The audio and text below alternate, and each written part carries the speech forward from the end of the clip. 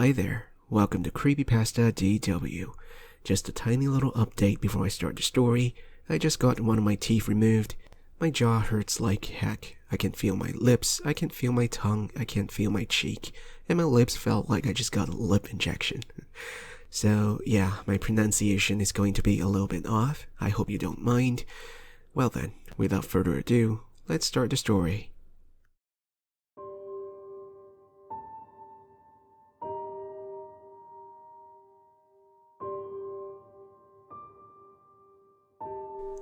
I live in a densely packed city stated in Southeast Asia, where the vast majority of the population stays in high-rise apartment buildings. Owing to that perhaps, ghost stories are a rare commodity here. It can be quite difficult for the mind to conjure up any foul spirits or demons when any sudden noises or inexplicable happenings can just be brushed off and blamed on the strangers living around you. Horror belong only to the unattended and the alone, and not the individuals accompanied by another, annoyed, and separated in their apartments only by thin walls. As such, I don't believe in ghosts, though sometimes I wish I did. I stayed on the 9th floor of my apartment building. The only window in my small room is frosted to prevent anyone from the opposite block from looking inside. Naturally, this meant that I couldn't see anything outside when my windows are closed. Not like there's much to see anyways. My desk, where I did all my work, is directly in front of this window. It was August, which happened to be the ghost month for this particular year in the Chinese lunar calendar. According to the legend, this was the month where the hungry and violent spirits break free from the gates of hell to roam among the living. I cannot tell you how much of the populations believed in such superstition, but it was not uncommon to see incense sticks and offerings meant for the dead littering the roadside during this period. Ashes and cinder from burning hell notes scattered all throughout the foggy air. Many warnings come from our elders during this month. Do not look up at the trees at night. Do not react when you hear someone calling out your name in the darkness. And never ever step on the offerings by the roadside. I never really cared. During my evening jog, I accidentally ran over 3 joss sticks stuck on the grass next to some oranges while trying to avoid an oncoming bicycle. An elderly man who witnessed it pulled me aside as I was about to continue off. "You should apologize," he said, pointing at the offerings now trashed by me. What? Okay. The idea of apologizing to some inanimate objects on the ground for the sake of some superstition I didn't believe in was bloody stupid to me. I didn't listen to the old man, and I just continued with my jog. I could feel the glare of the old man burning into my back as I took off. I should have listened. I was typing out an assignment on my laptop when I first heard it. My windows were open to let in the night breeze.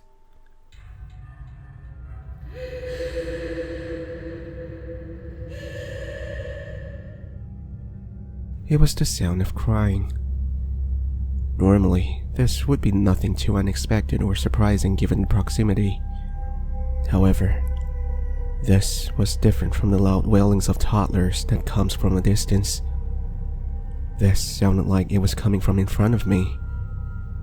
It was very faint and barely noticeable, but I could tell it was the sound of a woman weeping. Not loud enough to be significant, but not soft enough to be unnoticeable. It was just at the edge of awareness and perception. It sounded so sad, so full of despair, full of grief. I can still hear it in my ears even now. To be honest, it creeped me out a little, just a little. It was probably one of my neighbors after all. After a while, I naturally shrugged it off and was able to focus on my work and throw whatever creepy thoughts that weeping elicited to the back of my head. That night, even as I tried to sleep, I could still hear her cries softly reverberating and seeping through the walls around me. I didn't believe in ghosts, but I felt strangely afraid. The creaks and sounds that I normally didn't care for sounded much louder and startling to me. I lay completely still, afraid to even reach out my hand from underneath my blanket to scratch an itch on my forehead, afraid to even open my eyes, in an irrational fear that I might see the weeping women looking back at me in the dark. This continued the next few nights. The same women, the same weeping into the wee hours of the morning. Though I would still eventually drift off to sleep, sleep was harder to come by. I woke up in the mornings drenched in sweat and completely exhausted. With my sleep being interrupted for so long, I got annoyed. How long can someone cry for anyway? I wanted to put an end to it. One night, I laid there completely unmoving in the dark, the damn weeping still going on. I could feel the thumping of my heart. Despite every cell of my body screaming at me, I slowly opened my eyes. As my eyes slowly adjusted to the dark, my hand reached out from underneath my blanket and groped blindly in the dark for the light switch on the wall. The lights came on. My room looked just as it always has. There was nothing to be afraid of. I slid off the bed and took my umbrella leaning by the corner. I raised it and pointed the tip at the ceiling. I wasn't very sure, but it had to be my neighbor upstairs. I just wanted it to stop. Then, very slowly but surely, I struck the ceiling 3 times. The weeping stopped. I had done it. It was no ghost after all, just a distressed neighbor. I put my umbrella back and went back to bed. I can finally be at peace.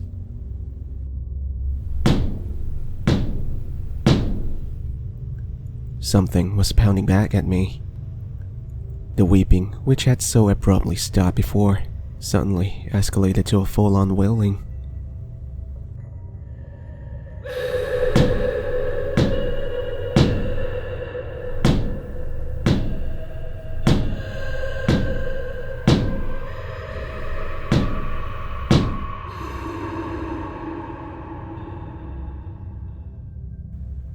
The banging and wailing continued aggressively and furiously to a deafening degree. I cursed audibly. Surely this was a major overreaction for just my light tapping.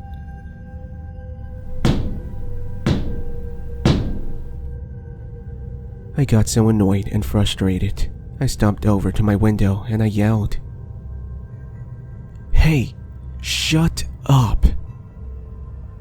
I closed my window shut and stood there heaving breaths. I heard a desperate, wailing cry amounting to a scream. Another loud bang. Then, it just stopped. Do you know a feeling where a noise that you have grown accustomed to just stops? All of a sudden, you can hear the deafening silence penetrating through the air. There was no more weeping, but I still felt a little unease. For the next few nights, I kept my window shut. Even though it made it rather humid, it was way better than having to deal with that sick weeping again.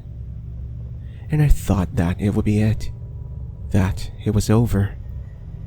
It happened to be the last day of the Hungry Ghost Month. I was continuing on my assignment when I heard it.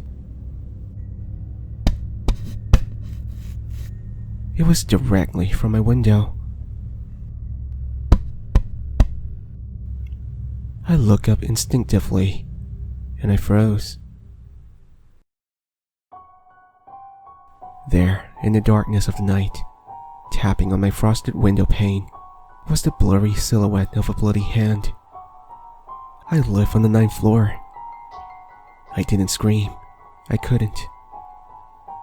I merely sat there frozen in shock, staring in horror at the bloody imprints being left at my window. Despite the blur of my window, I could see that there was something else out there. Something that looked suspiciously like a head with long hair. A face with vengeful eyes, the face of a body to which the head was attached. At that moment, I was just thankful that my windows were closed and that they were frosted, that I couldn't see any more clearly into the night at whatever horrid monstrosity that lay just behind it. I had no idea how long I sat there. The elderly man's warning came back to me. I should have listened to him.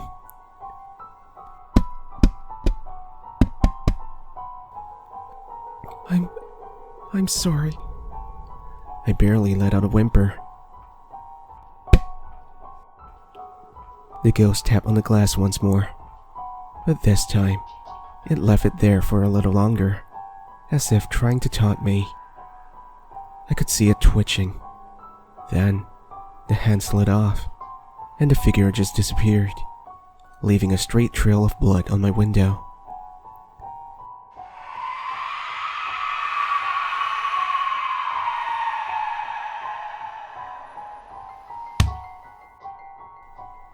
I heard one more thump. Then, silence. I waited for a while more. Then, I heaved a breath of relief. It was 12 a.m. The ghost month is over, but the blood on my window is still there. Ghosts don't exist, not in the form that you think they do. It is a conjecture of the paranoid mind, born out of the comforting consolation that evil only exists as an external entity, as an enemy that we can attribute all things that go bump in the night to, and other to blame all our misfortunes and misconducts on. Ghosts don't come in the night or at any specific time or month. They are with us always, coming in the darkness born out of the black void conceived within every human heart, in the form of silent weeping penetrating through apathetic walls, the bloodied fingers of our conscience tapping at our window, and the shadows that walk with us visible only under the streetlight. You see, it wasn't a ghost at all. It never was. When I opened my window after sitting there for God knows how long, I saw on my window and ledge a splatter of blood trailing all the way down to the ground floor, where there lay, illuminated only by a flickering street light, the broken and bloody shape of a crumpled body of a woman, face still locked in a horrifying show of despair, looking straight up at me, and her blood still dripping, still lightly tapping on my window. The family living above me was arrested that very night for the ill treatment and murder of the domestic worker. They had been beating the woman, deliberating, starving, and torturing her until that night when they accidentally pushed her out the window where she fell to her death. She was only 21. When the police came to take my statement, I never told them the whole truth. I never told them how I could hear her weeping penetrating through the ceiling and chose to do nothing about it. I never told them how she thumped back at me with more force as a cry for help. I never told them how she was holding on just by my ledge before her fall, still clinging on for dear life, tapping on my frosted window, begging to be let in. I don't believe in ghosts, but sometimes I wish I did.